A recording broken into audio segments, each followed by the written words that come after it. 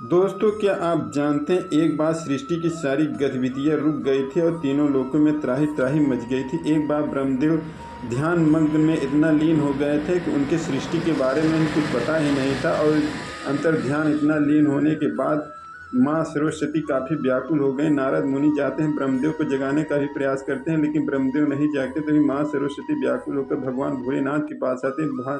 भगवान भोलेनाथ से सारी व्यथा बताती हैं कि ब्रह्मदेव इतने लीन हो गए हैं कि उनके सृष्टि के बारे में कुछ पता नहीं है और सृष्टि की सारी गतिविधियाँ रुक गई हैं। तभी भगवान भोलेनाथ ब्रह्मदेव के पास आते हैं, ब्रह्मदेव का जगाने का प्रयास करते हैं, लेकिन ब्रह्मदेव नहीं जाते। तभी अपने त्रिशूल की शक्ति से ब्रह्मदेव को जगाते हैं। तभी ब्रह्मदेव जमाई लेते हैं तेजी से।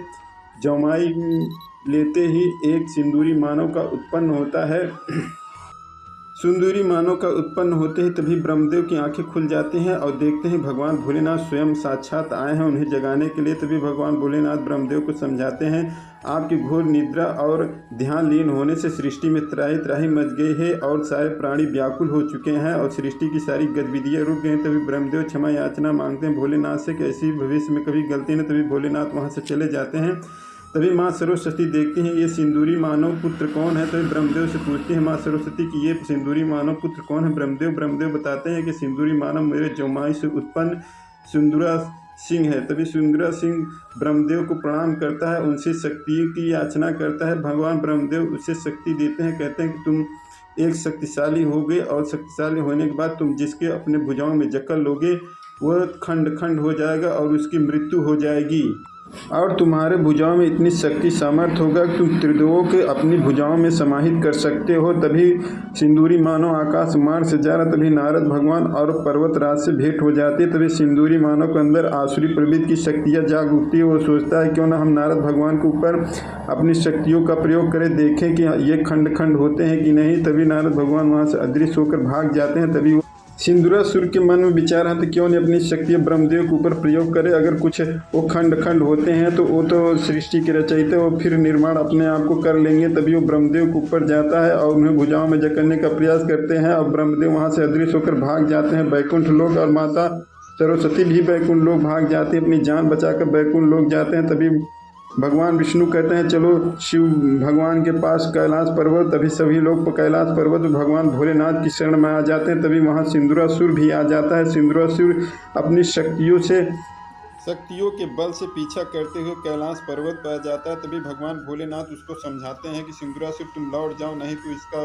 परिणाम बहुत भयंकर होगा। लेकिन सिंदूरासुर नहीं मानता है और विराट रूप पकड़ता है। तीनों महाशक्तियाँ ब्रह्मा विष्णु महेश को अपने भुजाओं में जकड़ने का प्रयास करता है और उन्हें जकड़कर उन्हें तीनों को उठा लेता है।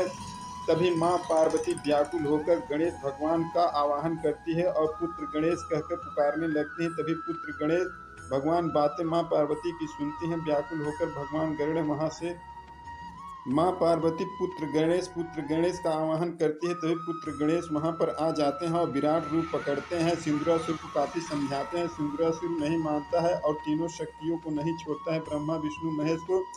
तभी गणेश भगवान अपने सूंड के बल से उसके सर पे इतना मारते हैं, मारने के बाद उसके गर्दन में चारों तरफ अपने सूंड को लपेट लेते हैं। लपेटने के बाद उसकी गर्दन को कस देते हैं। कसने के बाद तभी वह उसकी जान व्याकुल पड़ती है और सभी को छोड़ देता है अपनी भुजाओं से। तभी गणेश भगवान उसको अपने सूंड से नचाकर समुद्र की ओर तेजी से फेंक देते हैं और सभी महाशक्तियाँ छूटकर अपने अपने स्थान पे पहुंच जाती हैं। तभी गणेश भगवान उसको नचा के सागर समुद्र में बहुत गहरी पाताल लोक में फेंक देते हैं। इसी तरह सिंदूरासुर का वध हो जाता है और सभी शक्तियाँ ब्रह्मा विष्णु महेश बच जाते हैं और गणेश भगवान उसको ऐसे लोग में भेज दिए कि वह कभी दोबारा आ नहीं पाएगा। तभी गणेश भगवान को वहाँ जय जयकार होने लगती है और गणेश भगवान को प्रथम पूजा का स्थान दिया गया। तभी सभी देवता लोग भी गणेश भगवान के ऊपर फूल बरसाते हैं और तीनों लोकों में जय जयकार होने लगती है। गणेश भगवान को